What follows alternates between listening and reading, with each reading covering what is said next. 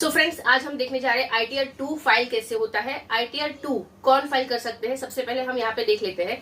आपके लिए individual HUF में अगर आप कर्सर रखते हैं तो आप सैलरीड और सैलरीड पर्सन है, तो आपके लिए यहाँ return forms applicable to me, उस पर आप क्लिक करेंगे तो आपके लिए जो फॉर्म्स एप्लीकेबल है वो यहाँ पे दिख जाते हैं कि ITR 1 कौन फाइल कर सकता है, ITR 2, 3 एंड सारे ITR जो है वो कौन कौन फाइल कर सकते हैं, उसकी डिटेल्स वहां से आपको मिल जाती है। उसमें अगर आप ITR 1 देखेंगे तो वो सिर्फ सैलरीड पर्सन है, लेकिन अगर आपका सैलरीड इनकम है, साथ में आपने कुछ शेयर्स में ट्रांजेक्शन किए हुए हैं, आपने कोई कैपिटल असेट सेल किया है या फिर आपके म्यूचुअल फंड के कोई ट्रांजेक्शन है, तो उस केस में आप ITR 1 फाइल नहीं कर सकते हैं, आपको ITR 2 फाइल करना होता है। तो यहाँ पे लिखा है देखिए, ITR 2 applicable for the individual HUF not having income under the head profit and gain of business and profession. तो बिजनेस प्रोफेशन का इनकम नहीं है। अब ITR 2 फाइल कैसे करेंगे, ये पूरी डिस्कशन में आपको इसमें बताऊंगी। कैपिटल असेट सेल किया तो उसको कैसे ट्रीटमेंट देते हैं, कहाँ पे उसकी डिटेल्स हम लोग इसमें फिल करते हैं, और साथ में मैं आपको ये भी बताऊं आपका अगर शॉर्ट टर्म कैपिटल गेन है तो उसको हम इस ITR 2 में कैसे शो करेंगे। बाकी सारे टैब्स भी डिटेल में एक्सप्लेन करने वाली हूँ, तो वीडियो थोड़ी लेंथी हो जाएगी, ध्यान से देखिएगा, एक भी पॉइंट स्किप मत कीजिए। अब वीडियो को स्टार्ट करने से पहले मुझे आपको डॉक्यूमेंट्स बताने हैं कि कौन से डॉक्यूमेंट्स आपके पास होने चाहिए before filing the income tax return. सबसे मोस्ट इंपॉर्टेंट पॉइंट कि आपका पैन और आधार लिंक होना चाहिए, आप चेक कर लीजिए, लिंक नहीं है तो अभी भी लिंक कर लीजिए। कैसे लिंक करना है उसकी वीडियो के डिस्क्रिप्शन में मैं आपको लिंक दे देती हूँ। सेकेंड पॉइंट, आपका फॉर्म 16 मतलब सैलरी इनकम है तो TDS हुआ रहेगा, तो आपके पास फॉर्म 16 होगा। अगर कंपनी से फॉर्म 16 नहीं मिलता है तो आपके बैंक में आपकी जितनी सैलरी क्रेडिट हुई है उसका टोटल ले लीजिए। अगर आप कैश में सैलरी रिसीव करते हैं तो उसका भी टोटल एक पेज पे या एक नोट पे लिख के रख दीजिए। अगर आपने शेयर्स में ट्रेडिंग की हुई है, आपकी short term capital gain, long term capital gain, mutual funds में कुछ भी ट्रांजेक्शंस है, तो उसके लिए आपका अकाउंट जिस ब्रोकर के पास है, जिस ब्रोकर के थ्रू आप करते हो, वहां से आपको एक P&L स्टेटमेंट मिल जाता है, एक्सेल फॉर्मेट में ले लीजिए, ताकि आपको उसमें से सारी डिटेल्स मिल जाएगी। आपने कितने शेयर्स बाय किए थे, कितने सेल किए हैं, उसपे कितना प्रॉफिट है, क्या क्या अदर चार्जेस उसमें लगे हुए हैं। साथ में अगर आपने कोई कैपिटल असेट मतलब कि आपका हाउस प्रॉपर्टी सेल किया है तो आपके परचेज की एग्रीमेंट, आपके सेल की एग्रीमेंट, और अगर आपने इन बिटवीन कुछ रिनोवेशन किया है आपके घर में तो उसकी भी डिटेल आपके पास रखिए, कब किया था और उसका कितना कॉस्टिंग हुआ था, ठीक है। प्लस बैंक स्टेटमेंट में से आपका टोटल इंटरेस्ट कैलकुलेट कर लीजिए, आपका सेविंग बैंक अकाउंट होगा तो उसमें कितना इंटरेस्ट है वो ऐड कर लीजिए। ओल्ड टैक्स रिजीम सिलेक्ट कर रहे हैं तो आपको कुछ रिडक्शन अलाउड होते हैं ओल्ड टैक्स रिजीम में, चैप्टर 6 में सेक्शन 80C, 80D वगैरह के। तो आपकी जितने ऐसे इन्वेस्टमेंट्स है जैसे कि LIC, मेडिक्लेम होगा या फिर कुछ हाउसिंग लोन अगर आपने ली है उसका इंटरेस्ट सर्टिफिकेट आपको मिल जाएगा। वो सारी डिटेल्स आपके पास आपको रखनी बिफोर फाइलिंग द ITR 2। और साथ में आपको एक 26AS और AIS आपके पास डाउनलोड करके रखना है। उसके लिए आपको लॉग इन करना पड़ेगा आपके इनकम टैक्स पोर्टल पे। लॉग इन करने के बाद इनकम टैक्स रिटर्न्स में आपको यहाँ पे एक ऑप्शन मिल जाता है व्यू फॉर्म 26AS, वहां पे आप क्लिक करेंगे तो आपको ये ट्रेसिस की साइट पे लेके जाएगा और वहां से आपको आपका 26AS for the assessment year 24-25 download कर लेना है। असेसमेंट ईयर 24-25 मतलब फाइनेंशियल ईयर 23-24, 1 अप्रैल 2023 से लेकर मार्च 2024 तक आपका जो भी TDS हुआ रहेगा, जो भी TCS हुआ रहेगा, उसकी डिटेल्स आपको इस फॉर्म में मिल जाएगी, ठीक है। और साथ में आपको फिर उसके बाद यहाँ पे सेम पेज पे ई फाइल में इनकम टैक्स रिटर्न्स में आएंगे तो लास्ट में ऑप्शन मिल जाएगा व्यू एनुअल इन्फॉर्मेशन स्टेटमेंट, तो उस पर क्लिक करके वो भी आपको कोई और साइट पे लेके जाएगा। वहां से आपको आपका एनुअल इन्फॉर्मेशन स्टेटमेंट डाउनलोड करना है और आपको चेक करना है आपके सारे ट्रांजेक्शन उसमें ऑटो रिफ्लेक्ट हो गए, और वो आपको ITR भरते वक्त चेक करते जाना है कि उसमें जो AIS में जो भी ट्रांजेक्शन शो हो रहे हैं वो आप अपने ITR 2 में शो करें। अगर उसमें से कोई ट्रांजेक्शन मिस हो जाता है तो आपको नोटिस आने की चांसेस है, राइट। इसलिए आपको केयरफुल रहना है क्योंकि आपके सारे ट्रांजेक्शन की डिटेल इनकम टैक्स डिपार्टमेंट के पास ऑलरेडी है और वो AIS में आपको रिफ्लेक्ट होती है। कुछ ऐसे ट्रांजेक्शन हैं जो AIS में रिफ्लेक्ट नहीं भी हो रहे हैं लेकिन आपके पास उसकी डिटेल है तो वो भी आपको ITR 2 में फिल करनी है, ठीक है। तो ये डॉक्यूमेंट्स आप डाउनलोड करके यहाँ से रख लीजिए। चलिए बढ़ते हैं इनकम टैक्स रिटर्न फाइलिंग की तरफ। यहाँ पे ही ई फाइल में इनकम टैक्स रिटर्न में फाइल इनकम टैक्स रिटर्न पे अगर आप क्लिक करते हैं फिर आपका असेसमेंट ईयर सिलेक्ट करना है, करंट ईयर 24-25 और ऑनलाइन मोड आप सिलेक्ट कर लीजिए, फिर कंटिन्यू पे क्लिक कीजिए। फिर यहाँ पे अगर आपने ऑलरेडी कोई फाइलिंग स्टार्ट कर दी है तो आपको ऑप्शन मिल जाता है, आप उसी फाइलिंग को रेज्यूमे कर सकते हैं, या फिर आपको फ्रेश रिटर्न अगर फाइल करना है तो स्टार्ट न्यू फाइलिंग पे क्लिक कीजिए। मुझे आपको सारे इनकम टैक्स रिटर्न कैसे फाइल करते हैं वो शो करना है, इसलिए मैं स्टार्ट न्यू फाइलिंग पे क्लिक करती हूँ। आपका जो पर्टिकुलर स्टेटस है वो सिलेक्ट कर लीजिए, जैसे कि इंडिविजुअल होगा आपका तो कंटिन्यू कीजिए उसको सिलेक्ट करके, और फिर you need to choose ITR form. हमारा ITR 2 है, हम ITR 2 सिलेक्ट करेंगे और प्रोसीड विद ITR 2 पे क्लिक करेंगे। लेट्स गेट स्टार्टेड पे क्लिक करना है। इन क्वेश्चंस में से आपका आंसर सिलेक्ट करना है कि आप ये ITR फाइल क्यों कर रहे हैं।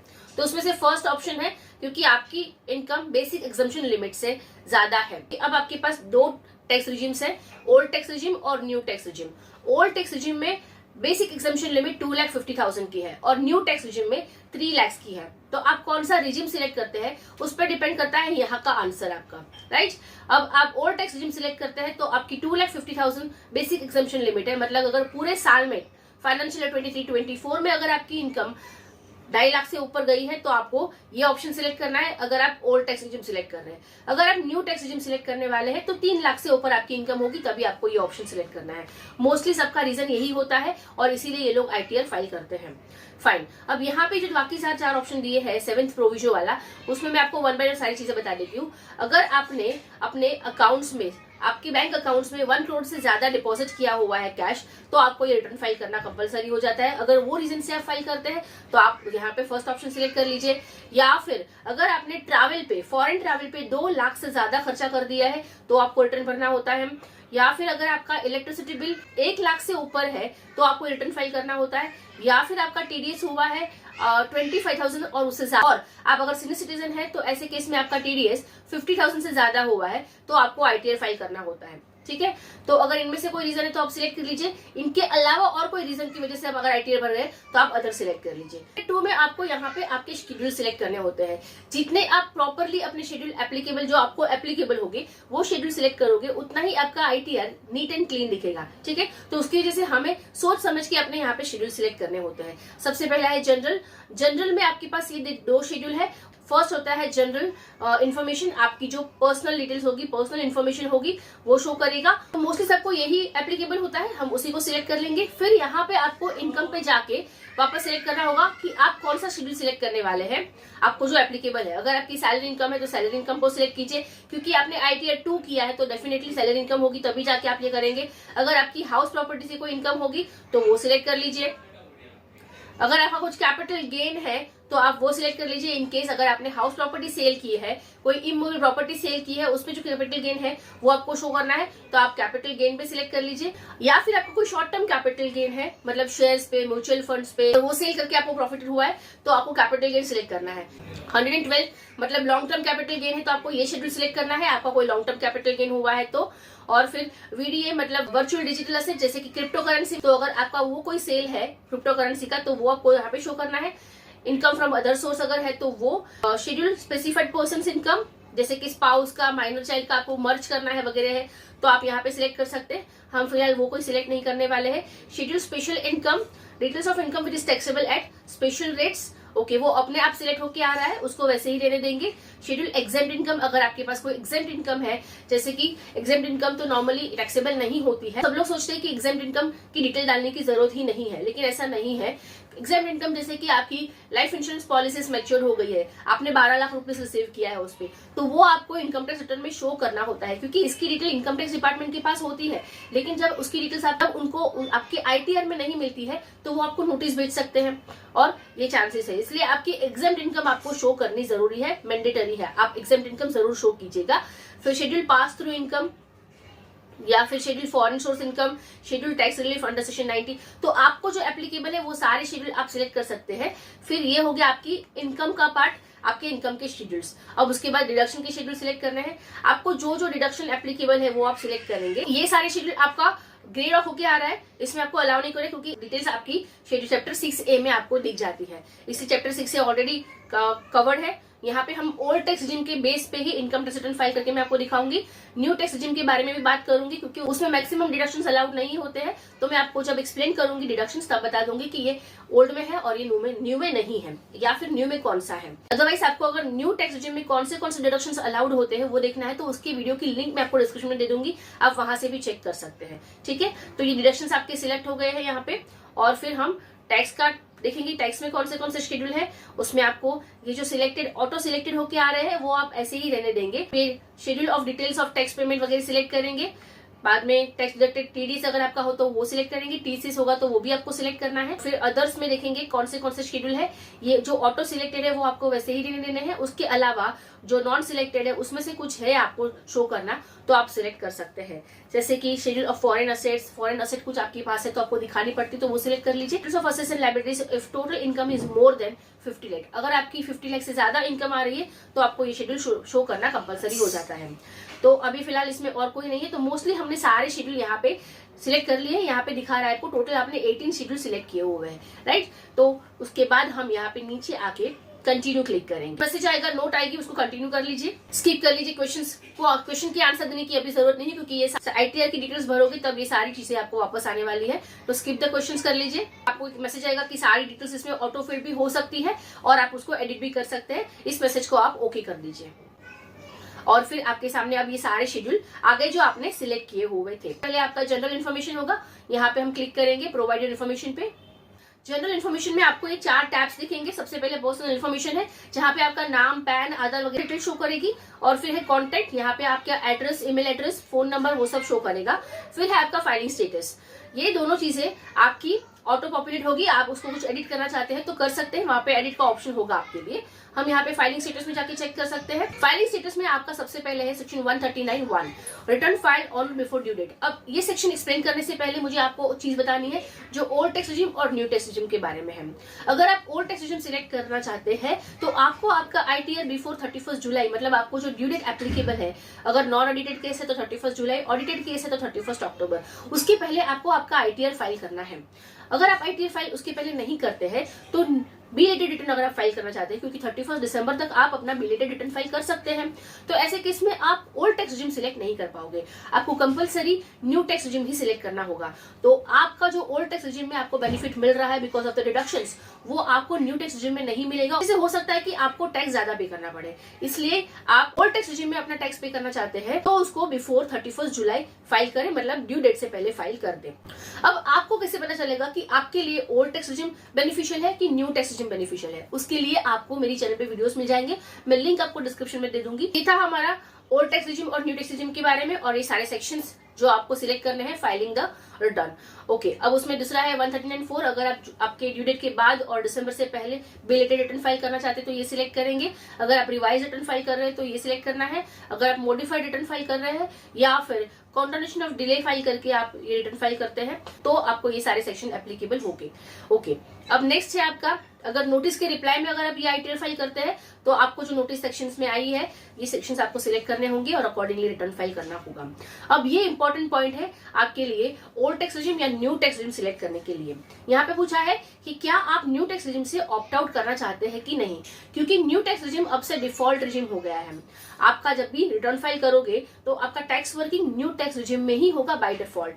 लेकिन अगर आपको न्यू टैक्स रिजिम नहीं सिलेक्ट करके ओल्ड टैक्स रिजिम में अपना रिटर्न फाइल करना है तो आपको यहाँ पे सिलेक्ट करना होगा कि yes I want to opt out of the new tax regime.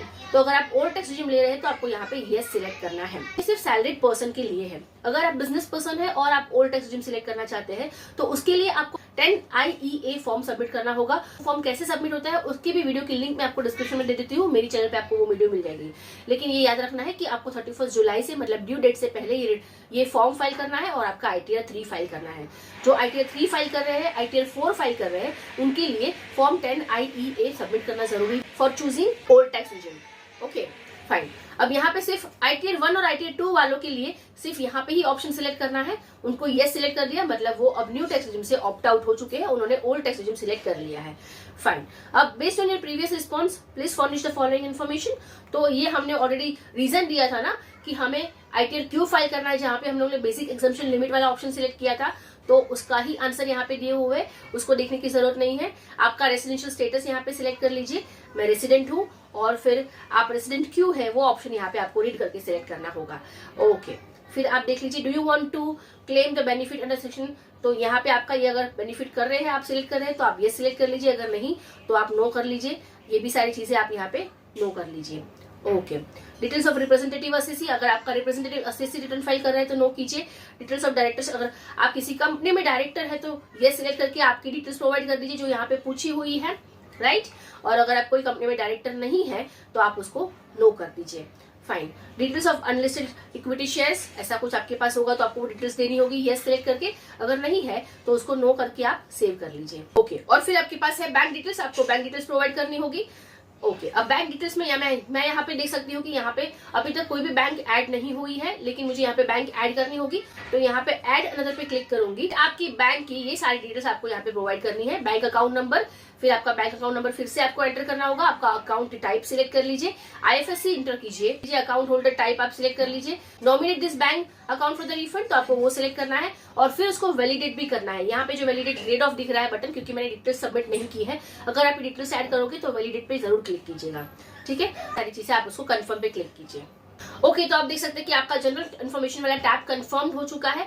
अब आप आगे बढ़ेंगे, शेड्यूल सैलरी, आप यहाँ पे प्रोवाइड इन्फॉर्मेशन पे क्लिक कीजिए, और आपको ये 1 बाय 1 सारी टैब सिलेक्ट करनी है। सैलरी यहाँ पे मैं दिखा रही हूँ क्योंकि ये ITR सैलरी पर्सन के लिए ही फाइल होता है, इसलिए मैं सैलरी आपको दिखा रही हूँ। मेरा मेन फोकस आपको कैपिटल गेन शो करना है ITR 2 में, ठीक है।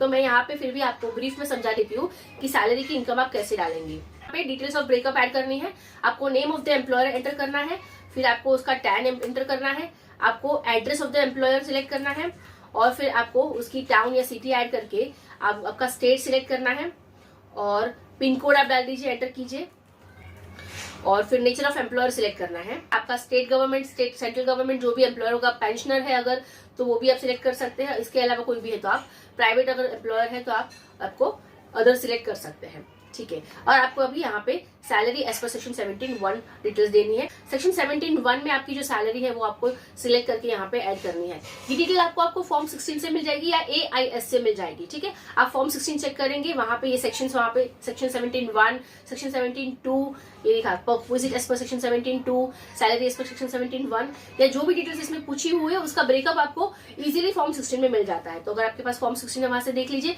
अगर फॉर्म 16 नहीं है, आप डायरेक्टली टोटल अपने बैंक डिटेल्स से ऐड करके लिख रहे हैं, तो यहाँ पे फर्स्ट सेक्शन में लिख दीजिए कि आपकी कौन सी सैलरी है। आपको इसमें से ऑप्शन सिलेक्ट करना है, आपको जो एप्लीकेबल होगा वो सिलेक्ट कीजिए, और यहाँ पे आप एंटर कर सकते हैं।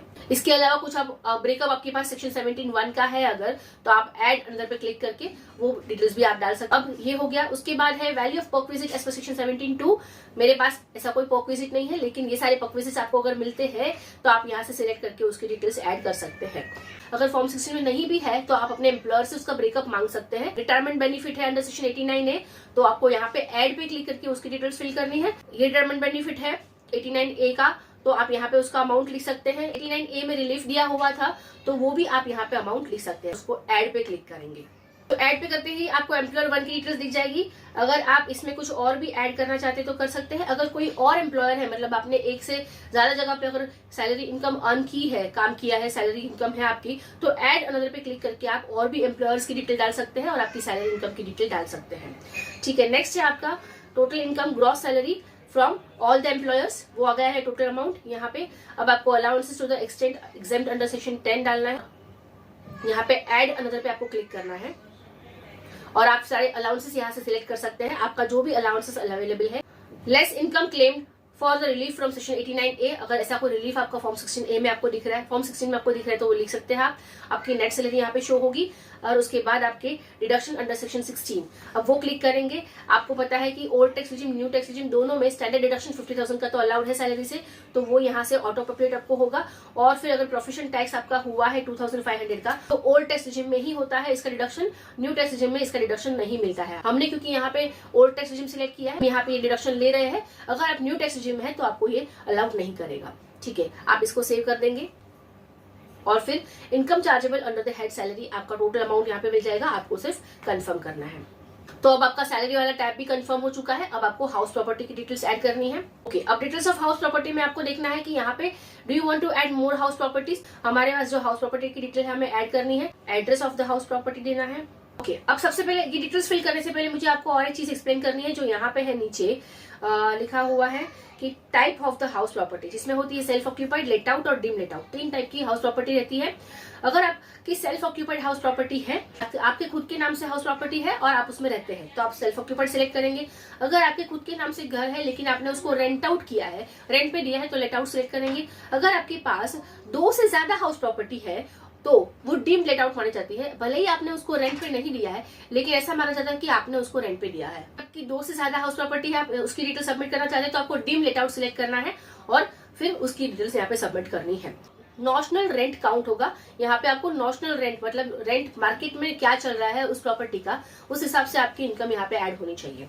ठीक है, हम 1 बाय 1 दोनों प्रॉपर्टी देखेंगे, सेल्फ ऑक्यूपाइड और let out also. Address of the property, फिर ओनर ऑफ द प्रॉपर्टी आप ही अगर तो आप उसमें से सिलेक्ट कर लीजिए। अगर ओनर कोई है तो आप सिलेक्ट कर सकते हैं यस।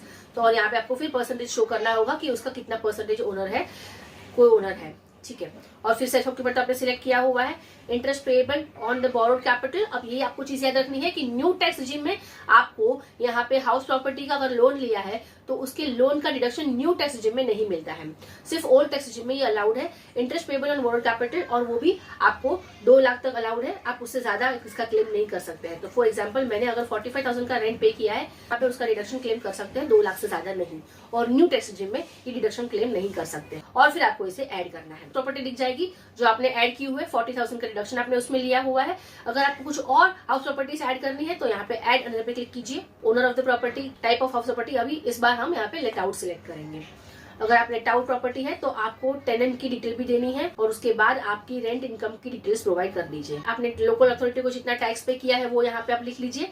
ओके, जैसे कि मैंने बोला तो 30% का स्टैंडर्ड डिडक्शन आपको मिल जाता है, फ्लैट डिडक्शन, तो ये ऑटो कैलकुलेट होके आया है 35,700 रुपीज। अब यहाँ पे आपको लेना है interest payable on borrowed capital. अगर आपका लेट आउट प्रॉपर्टी है तो आप जितना लोन पे इंटरेस्ट पे करते हैं, अगर आपने लोन ली है उस प्रॉपर्टी पे तो उस केस में अगर आपने लोन पे जितना इंटरेस्ट पे किया है उसका डिडक्शन आप यहाँ पे क्लेम कर सकते हैं under both the regimes, old tax regime also and new tax regime also. तो न्यू टैक्स रिजिम में भी आपको इसका डिडक्शन मिल जाएगा। यहाँ पे कोई लिमिट नहीं है, आपके जितना लोन इंटरेस्ट आपने पे किया है उतना पूरा डिडक्शन क्लेम कर सकते हैं। प्रॉपर्टी की दोनों की इनकम आपको शो हो रही है 1 बाय 1। ये हाउस प्रॉपर्टी 1 की डिटेल्स भी आपको शो हो रही है। हाउस प्रॉपर्टी 1 से आपका लॉस है 40,000 का और हाउस प्रॉपर्टी 2 से आपकी 15,300 की इनकम है, मतलब टोटल नेट लॉस आपका हाउस प्रॉपर्टी में 24,700 का है। इसको हम डिटेल को कंफर्म कर देंगे। कहते हैं कि आपका अब ये टैब भी कंफर्म हो चुका है हाउस प्रॉपर्टी का भी। अब हम शेड्यूल ऑफ कैपिटल गेन पे जाएंगे, जो मोस्ट इंपॉर्टेंट शेड्यूल है जिसके बारे में हम यहाँ पे आज सीखने आए हैं। प्रोवाइड योर कंफर्मेशन, मैसेज को ओके कर दीजिए। अब आपको यहाँ से आपकी एप्लीकेबल कैपिटल असेट सिलेक्ट करनी होगी। ओके, उसमें सबसे पहले आपका लैंड और बिल्डिंग और बोथ है, मतलब अगर आपने कोई हाउस प्रॉपर्टी सेल की है तो आपको उसकी डिटेल यहाँ पे प्रोवाइड करनी है। सेल की बात है, परचेज की डिटेल आपको प्रोवाइड करने की जरूरत नहीं है। आप कोई भी शेयर्स, म्यूचुअल फंड्स या कैपिटल असेट, क्रिप्टो करेंसी, जिसमें भी आप ट्रेड करते हो, अगर वो सेल करते तभी आपको ये आइटम भरने हैं। सिर्फ आपने परचेज किया है पूरे साल में, फाइनेंशियल 23-24 में, अगर आपने उसको सेल नहीं किया है तो आपको आईटीआर 2 भरने की जरूरत नहीं। आप आईटीआर 1 भी भर सकते हैं आपकी सैलरी इनकम के लिए, लेकिन ये आईटीआर कब भरना है, जब आपने सेल किया है कुछ। ठीक है, तो लैंड और बिल्डिंग मतलब आपने अगर हाउस प्रॉपर्टी सेल की हुई है तो आप उसकी डिटेल यहाँ पे सबमिट करने के लिए फर्स्ट ऑप्शन सिलेक्ट करेंगे। सेकेंड, आपका कोई शॉर्ट टर्म कैपिटल गेन होगा शेयर्स पे ट्रेडिंग में तो आप वो सिलेक्ट करेंगे, या फिर अगर लॉन्ग टर्म कैपिटल गेन वगैरह कुछ है तो आप थर्ड ऑप्शन सिलेक्ट कर लेंगे। बाकी ये आप रीड कर सकते हैं, आपको जो एप्लीकेबल है वो आप सिलेक्ट कर सकते हैं। ठीक है, मैं यहाँ पे तीनों चीज चीजें आपको डिटेल में एक्सप्लेन करने वाली हूँ अभी। ओके, अब मोस्ट इंपॉर्टेंट पॉइंट, अगर आप एफएनओ में ट्रांजेक्शन करते हैं फ्यूचर ऑप्शंस में, तो उसके लिए आपको आईटीआर 3 फाइल करना होता है। तो अगर आप एफएनओ भी है आपका, तो आपके लिए आईटीआर 2 एप्लीकेबल नहीं होगा, आपको आईटीआर 3 फाइल करना होगा। कंटिन्यू क्लिक कीजिए। ओके, अब शेड्यूल ऑफ कैपिटल गेन में आपके लिए ये ऑप्शन है जो हमने सिलेक्ट किए थे, उसके बेस पे आपको ये ऑप्शन दिखेंगे। उसमें सबसे पहले लैंड और बिल्डिंग और बोथ, आपको यहाँ पे एड डिटेल पे क्लिक करना है और फिर आपको यहाँ पे डिटेल सबमिट करनी होती है आपकी।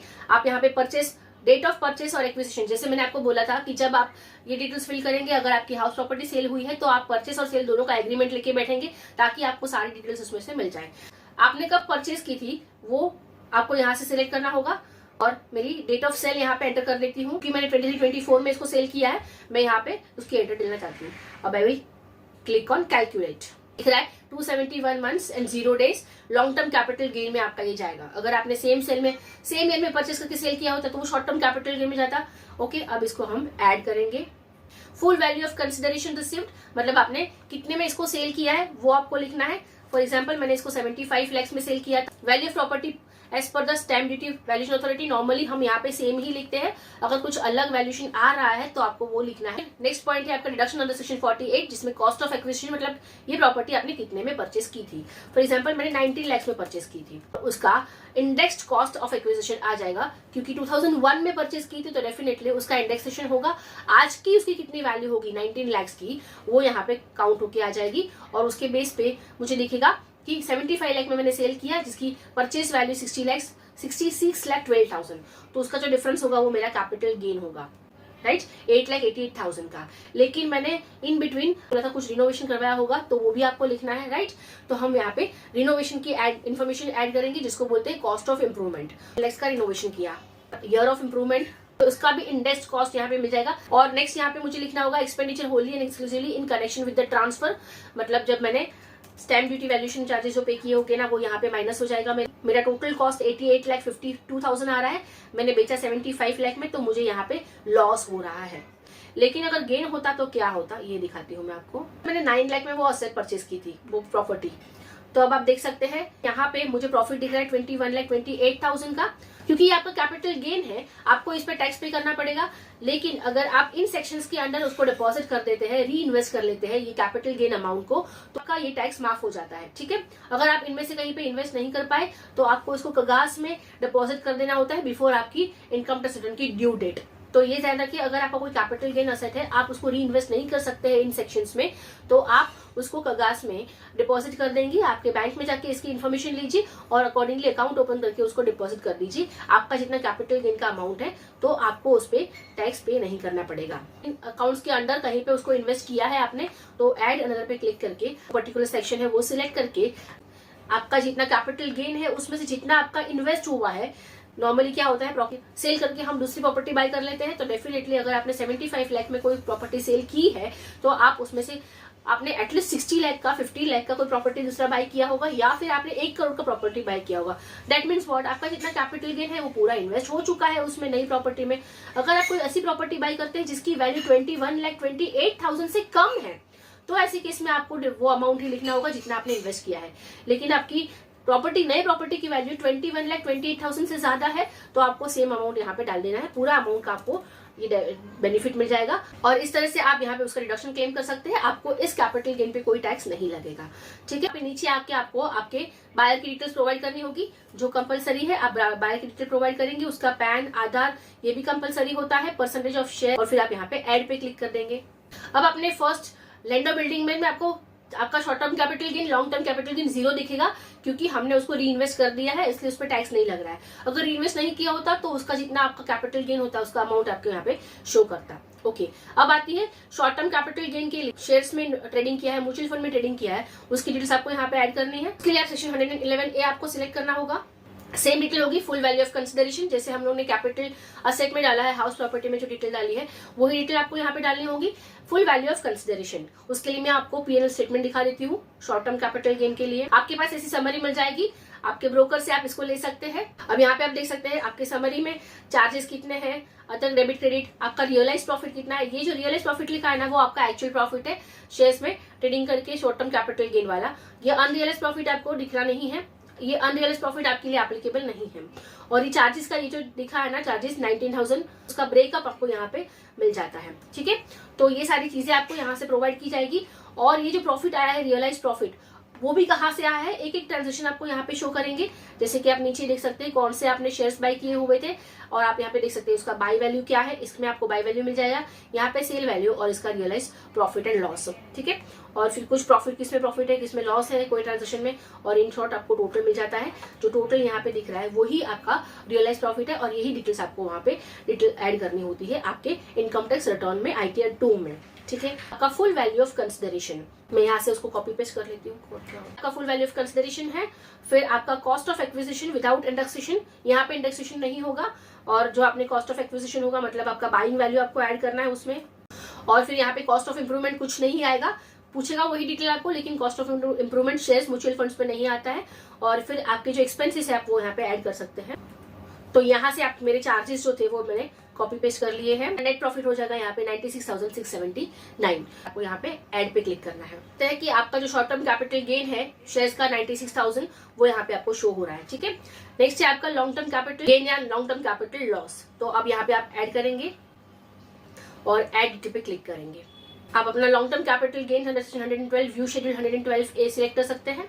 लॉन्ग टर्म कैपिटल गेन के लिए अगर आपके पास ट्रांजेक्शन बहुत ज्यादा है, तो क्योंकि आपको एक एक ट्रांजेक्शन की डिटेल डालनी होती है, तो उसके लिए आप यहाँ पे CSV फाइल अपलोड कर सकते हैं। जैसे कि ये टेम्पलेट आपको डाउनलोड करना है, उसमें आपकी डिटेल सबमिट करनी है जो डिटेल्स में पूछी गई है आपके ट्रांजेक्शन के रिलेटेड, और वो आपको यहाँ पे CSV फाइल अपलोड कर देनी है। ठीक है, या फिर बहुत कम ट्रांजेक्शन है तो आप मैन्युअली भी उसको एंटर कर सकते हैं ऐड डिटेल पे क्लिक करके। तो आपको यहाँ पे आपकी यूनिट्स का डेट ऑफ एक्विजिशन सिलेक्ट करना है, ऑन और बिफोर। अगर आप बिफोर जनवरी 2018 सिलेक्ट करते हैं तो आपको यहाँ पे ISIN कोड भी डालना पड़ेगा। अगर आफ्टर जनवरी 2018 का है तो आप को यहाँ पे ISIN कोड डालने की जरूरत नहीं होगी। ये सारी डिटेल्स आपको आपने अपने ब्रोकर से जो डिटेल्स मांगी होगी एक्सेल फॉर्मेट में वहां से मिल जाएगी। ठीक है, तो आप ये डिटेल्स उसमें डालिए। अब मुझे आपको मोस्ट इंपॉर्टेंट चीज आपको एक्सप्लेन करनी है लॉन्ग टर्म कैपिटल गेन और लॉन्ग टर्म कैपिटल लॉस के बारे में। सबसे पहले अगर cost of acquisition for example 8 lakh था, उसमें कुछ एक्सपेंडिचर हुए थे फॉर एग्जाम्पल 10,000, और आपका जो सेल प्राइस है वो 10 लाख है, ये आपका प्रॉफिट कितना होगा अप्रोक्सीमेटली 1,90,000। ठीक है, तो ये एक ट्रांजेक्शन आप ऐड करेंगे, तो ये हो गया लॉन्ग टर्म कैपिटल गेन। लेकिन अगर इसका उल्टा हुआ है, यहाँ पे आपके जो कॉस्ट है वो 10 लाख है, और आपने जो कॉस्ट ऑफ कंसिडरेशन मतलब सेलिंग प्राइस आपका 8 लाख है, वैल्यू ऑफ कंसिडरेशन मतलब सेलिंग प्राइस, तो यहाँ पे तो आपका लॉस दिख रहा है। ये जो लॉस है वो सिर्फ लॉन्ग टर्म कैपिटल गेन के सामने ही एडजस्ट होगा। Long term capital loss can be adjusted against long term capital gains only. ये दोनों का एडजस्टमेंट एक दूसरे के सामने होगा, ये एडजस्टमेंट सैलरी इनकम के सामने नहीं हो सकता है। तो अगर लॉन्ग टर्म कैपिटल लॉस आ रहा है तो वो आप कैरी फॉरवर्ड कर सकते हो अगले 8 साल तक, लेकिन अगर लॉस आया तो वो सैलरी की इनकम के सामने एडजस्ट नहीं होगा। आपकी जितनी सैलरी इनकम आ रही है आफ्टर डिडक्शन उस पर तो आपको टैक्स पे करना ही है, उसमें से लॉन्ग टर्म कैपिटल लॉस आपको माइनस करने नहीं मिलता है। ओके, ये पॉइंट आपको याद रखना है।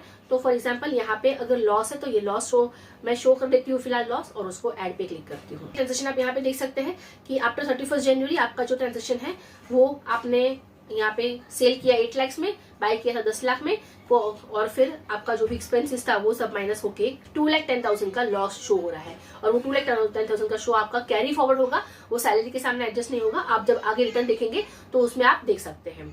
ठीक है, अगर और कोई आपको ऐड करना है लॉन्ग टर्म कैपिटल गेन या लॉस, आप यहाँ पे ऐड कर सकते हैं, और फिर हम यहाँ पे इसको कंफर्म कर देंगे। अब आप देख सकते हैं आपके शेड्यूल सारे कंफर्म होते जा रहे हैं जैसे जैसे आप डिटेल्स भर रहे हैं। सेम है आपका VDA वर्चुअल डिजिटल एसेट मतलब क्रिप्टो करेंसी, आपको वैसे ही डिटेल्स यहाँ पे ऐड करनी होती है। इसको ओके क्लिक कर दीजिए, ऐड डिटेल पे क्लिक कीजिए। अब आपको वर्चुअल डिजिटल एसेट की इन्फॉर्मेशन यहाँ पे सबमिट करनी है। ये मैं जनवरी में बाय किया था, और डेट ऑफ ट्रांसफर डाल दीजिए आप, और आपका कॉस्ट ऑफ एक्विजिशन कितने में परचेज किया था और आपने कितने में सेल किया, वो सेलिंग प्राइस आपको लिखना है। तो ये 20,000 का आपका प्रॉफिट बन जाएगा क्रिप्टो करेंसी पे मतलब VDA पे। अब यहाँ पे लिखा हुआ है enter nil in case of loss. आपका जो प्रॉफिट है उस पे प्रॉफिट पे आपको टैक्स लगेगा, लॉस का एडजस्टमेंट आपको इस प्रॉफिट के सामने नहीं मिलता है। मतलब आपने अगर लॉस किया है तो वो ट्रांजेक्शन आप भूल जाओ, वो लॉस आप भूल जाओ, उसका कोई बेनिफिट आपको नहीं मिलता है।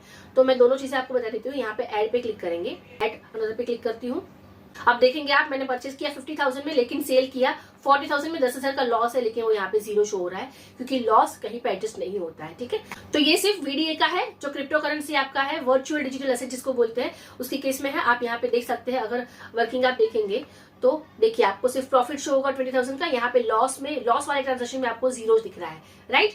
तो इस तरह से ये वर्किंग होता है। ओके, अब इसको आप कंफर्म करेंगे के लिए सारे टैब्स अब कंफर्म होते जा रहे हैं। नेक्स्ट हम देखेंगे schedule income from other sources.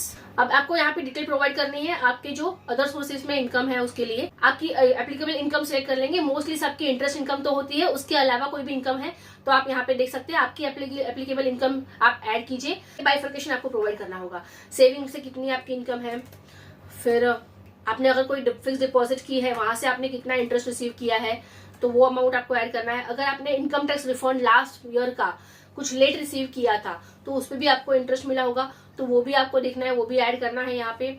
और इस तरह से आपकी इंटरेस्ट इनकम आप ऐड कर सकते हैं, या और भी आपको ऑप्शंस दिए हुए हैं। आपको जो एप्लीकेबल आपका होगा वहां पे ये डिटेल्स प्रोवाइड करने हैं और फिर ऐड कर देना है। अब एक और चीज मुझे आपको बतानी थी कि जो आप सेविंग बैंक इंटरेस्ट अर्न करते हो उसका आपको सेक्शन 80 TTA में डिडक्शन मिल जाता है। जब चैप्टर 6 में हम डिडक्शन क्लेम करते हैं उसमें एक सेक्शन आता है सेक्शन 80 TTA, और वो डिडक्शन आपको सिर्फ ओल्ड टैक्स रिजिम में ही मिलता है। न्यू टैक्स रिजिम में इसका डिडक्शन नहीं है, और वो भी ओल्ड टैक्स रिजिम में सिर्फ 10,000 तक ही मिलता है। मतलब समझो आपने 18,000 की अगर इंटरेस्ट इनकम अर्न की है सेविंग बैंक में तो आप सिर्फ 10,000 का डिडक्शन क्लेम कर सकते हैं। लेकिन 10,000 से कम, जैसे कि यहाँ पे 8,500 आपकी इंटरेस्ट इनकम है तो पूरा डिडक्शन आप क्लेम कर लेंगे 8,540 का। ठीक है, तो इस तरह से आपकी इंटरेस्ट इनकम आपको यहाँ पे शो करनी होती है। ओके, तो अब आपको यहाँ पे आपकी इनकम शो हो रही है, इंटरेस्ट इनकम है, और कुछ ऐड करना चाहते हैं तो आप ऐड नंबर पे क्लिक करेंगे।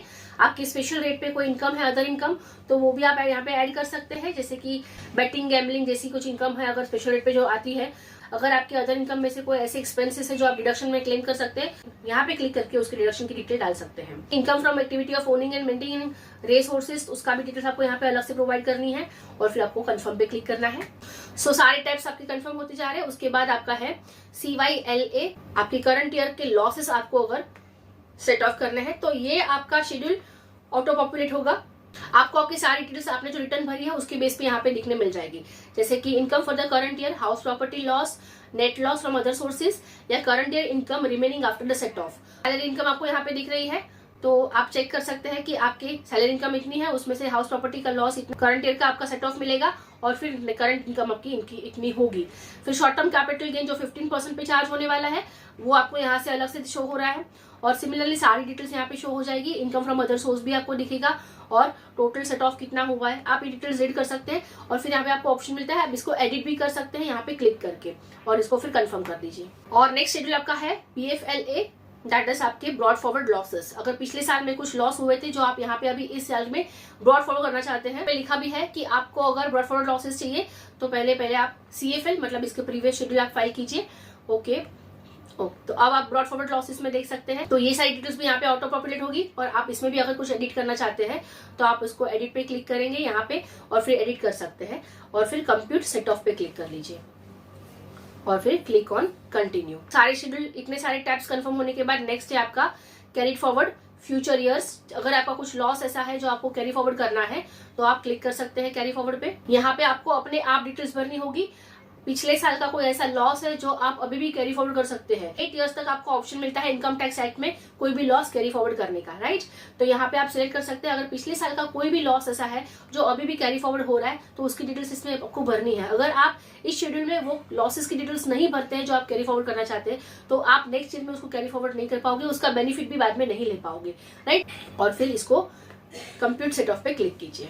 और अब नेक्स्ट है आपका शेड्यूल स्पेशल इनकम। अगर ऐसी कोई इनकम है जो स्पेशल रेट पे आपकी टैक्सेबल है, जो नॉर्मल टैक्स स्लैब में नहीं इंक्लूड होती है, तो उसकी डिटेल्स आपको यहाँ पे शो करेगी। जैसे कि शॉर्ट टर्म कैपिटल गेन आपका 15% पे टैक्सेबल होता है तो वो स्पेशल रेट हो जाता है, इसलिए आपकी डिटेल्स यहाँ पे उसको शो करेगी। बाकी अगर ऐसी कोई इनकम होगी तो वो भी आपको यहाँ पे शो करेगी, उसकी डिटेल्स आपको पूरी यहाँ पे चेक करने मिल जाएगी। कंफर्म पे क्लिक करना है। शेड्यूल 6 चैप्टर 6 जहाँ पे आप डिडक्शंस क्लेम करते हैं। ओल्ड टैक्स रिजिम वाले सारे डिडक्शंस क्लेम कर पाएंगे, न्यू टैक्स रिजिम में सिर्फ एक ही डिडक्शन अवेलेबल होता है। अब इसको आप इन्होंने 2 पार्ट में डिवाइड कर दिया है, पार्ट बी और पार्ट सी, CA&D। तो उसमें सबसे पहले पार्ट बी में आपने जो ऐसी इनकम अर्न की है उसका डिडक्शन अगर आप क्लेम करना चाहते हैं तो यहाँ पे क्लिक कर लीजिए ऐड अनदर पे, और यहाँ पे आप चेक कर सकते हैं कौन से सेक्शन है। तो सेक्शन 80C का आपको ये LIC या फिर प्रोविडेंट फंड में अगर आपने लिया है, PPF है, KVP है, या फिर किसान विकास पत्र, आपने सुकन्या समृद्धि योजना में कुछ डिपॉजिट किया हुआ है, तो ऐसे डिडक्शन की ATC की लंबी लिस्ट है, जिसकी वीडियो की लिंक मैं आपको डिस्क्रिप्शन में दे देती हूँ, आप वो भी चेक कर सकते हैं। और अगर ATC में वो अमाउंट आता है तो आपको उसको क्लिक करके सिलेक्ट करके यहाँ पे अमाउंट डालना है। वैसे ही अदर डिडक्शंस भी है, जैसे कि सेक्शन 80E है आपका, अगर आपने हायर एजुकेशन के लिए लोन ली हुई है तो उसका इंटरेस्ट का आप क्लेम कर सकते हो। और भी आप देख सकते हैं इसमें ऑप्शंस है, अगर आपको जो एप्लीकेबल है वो आप यहाँ पे सिलेक्ट करके ले सकते हैं। तो यहाँ पे मैक्सिमम डिडक्शन 1,50,000 का मिलता है। तो समझो आप यहाँ पे 2 लाख लिख लेते हैं, 2 लाख का आपका सारा इन्वेस्टमेंट का टोटल आ रहा है अगर, तो फिर भी आपको मैक्सिमम डिडक्शन यहाँ पे सिर्फ 1,50,000 का ही मिलेगा। ठीक है, यहाँ पे आप देख सकते हैं कि मुझे अमाउंट एलिजिबल फॉर डिडक्शन दिखा रहा है सिर्फ 1,50,000, क्योंकि ATC में मुझे सिर्फ 1,50,000 का ही डिडक्शन मिलता है, उससे ज्यादा नहीं। तो आपकी जितनी भी ATC की इन्वेस्टमेंट्स है उसका टोटल आप वहाँ पे लिख दीजिए, आपका ये इनकम टैक्स पोर्टल अपने आप वो 1,50,000 का कैप पकड़ लेगा। ठीक है, अब दूसरा आपके पास है part C, CA and D, उसमें आपकी बाकी सारी इनकम का जो भी डिडक्शन रहेगा वो आप सिलेक्ट कर सकते हैं। 80QQB एंड 80RRB, अगर आपको ये सारे एप्लीकेबल है तो आप उसकी डिटेल्स यहाँ पे ऐड कीजिए और फिर अमाउंट ऐड करके आप लिख सकते हैं। ऐड अनदर पे क्लिक करेंगे, आपको यहाँ पे 80TT का जो मैंने बोला था ना, आपने जो सेविंग बैंक पे जो इंटरेस्ट रिसीव किया है वो यहाँ पे क्लेम कर सकते हैं। मेरा जितना अमाउंट था वो मैं यहाँ पे पूरा क्लेम कर सकती हूँ। यहाँ पे 80TT भी सीनियर सिटीजन है तो 50,000 तक का इंटरेस्ट का डिडक्शन मिल जाता है, तो वो आप यहाँ पे लिख सकते हैं। तो और बाकी सारे भी डिडक्शंस वगैरह है, रॉयल्टी QQB में है, RRB में रॉयल्टी ऑन पैटर्न्स वगैरह है, तो आप वो चेक कर सकते हैं। वो चेक करके आप सेव पे क्लिक कर लीजिए ताकि आप उसको कंफर्म कर दीजिए। अब नेक्स्ट शेड्यूल आपका है AMT, that is alternate minimum tax payable under section 115JC। ये भी ऑटो कैलकुलेट होगा, आपको उसमें कुछ टैक्स कैलकुलेट करने की जरूरत नहीं है, लेकिन आपको इसका कंफर्मेशन देना है और आप उसको कंफर्म कर दीजिए। और नेक्स्ट है AMTC, इसको भी आप कंफर्म कर दीजिए चेक करके। और फिर मेन पॉइंट है आपका अब कंप्यूटेशन ऑफ टोटल इनकम। ये कंप्यूटेशन चेक करना बहुत जरूरी है। आपने जितनी डिटेल्स भरी है वो सारी आपको कंप्यूटेशन में शो होगी।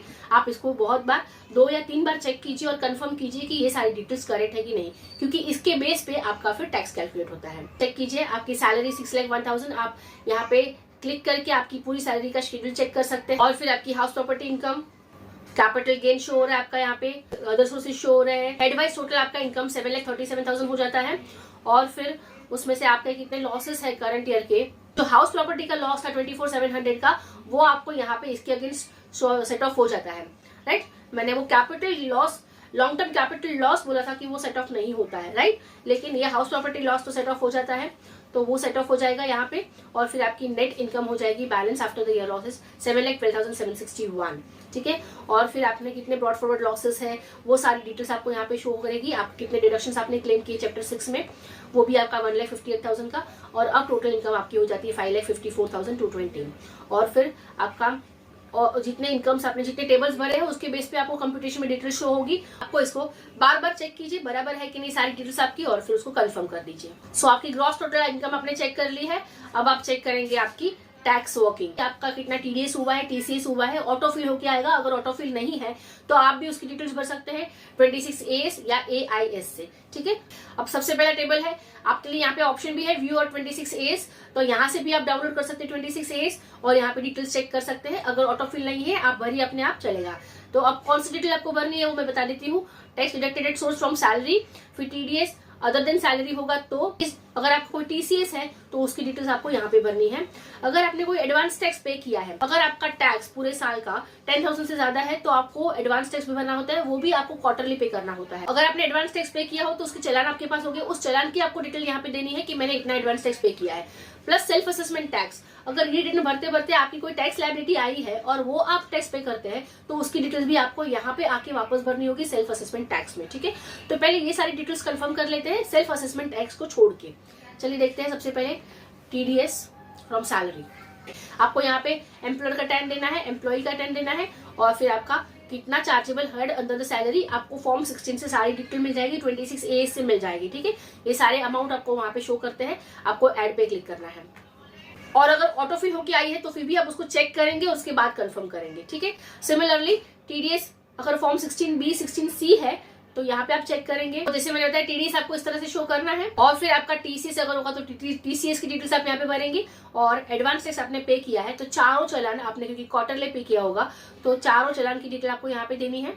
ऐड डिटेल पे क्लिक कीजिए 1 बाय 1 सारे चालान की डिटेल्स आप यहाँ पे प्रोवाइड कर दीजिए और सारी डिटेल्स प्रोवाइड होने के बाद ऐड पे क्लिक कर दीजिए।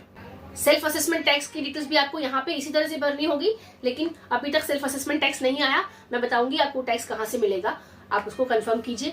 टैक्स कैसे पे करना है, कहाँ से पे करना है, कितना अमाउंट है, उसका वर्किंग आपको यहाँ पे बताऊंगी। पहले मैं computation of tax on total income. अब आपका कंप्यूटेशन जो होगा उसमें आपका टैक्स का अमाउंट मिलेगा कि आपकी कितनी टैक्स लायबिलिटी आती है इतने सारे एडजस्टमेंट्स के बाद, मतलब टीडीएस माइनस होने के बाद आपकी कितनी टैक्स लायबिलिटी अभी आ रही है वो आपको यहाँ पे शो होगी और फिर आप उसको पे करेंगे। तो पहले आप चेक कर लीजिए आपका कंप्यूटेशन ऑफ टैक्स। आपकी कंप्यूटेशन ऑफ टैक्स में आपको सबसे पहले ये डिटेल शो होगी tax payable on total income. अब वो टैक्स कैसे आया है उसकी भी वर्किंग आपको यहाँ पे शो हो रही है। टैक्स जो नॉर्मल रेट पे, मतलब टैक्स स्लैब जो आपका ओल्ड टैक्स रिजिम का है उसके बेस पे आपको इतना टैक्स आएगा, और फिर अगर जो 15% मतलब शॉर्ट टर्म कैपिटल गेन था उस पर स्पेशल रेट पे आ रहा था तो उतना टैक्स, मतलब टोटल 29,000 का टैक्स आपका आ रहा है। कुछ ना कुछ रिबेट है कि नहीं, surcharge and all. Health education से 4% और फिर आपकी ग्रॉस टैक्स लायबिलिटी 31,000 और आपको इसमें बाकी सारी डिटेल्स भी शो करेगी, आप चेक करते जाइए। मेन आपका अभी इंटरेस्ट का कॉलम है, मैं आपको इंटरेस्ट बता देती हूँ किस तरह से वर्किंग हुआ है। इंटरेस्ट में 2184 का जो इंटरेस्ट आया है उसमें अगर आपने बिल रिलेटेड रिटर्न फाइल किया होगा तो सेक्शन 234A में इंटरेस्ट काउंट होता है।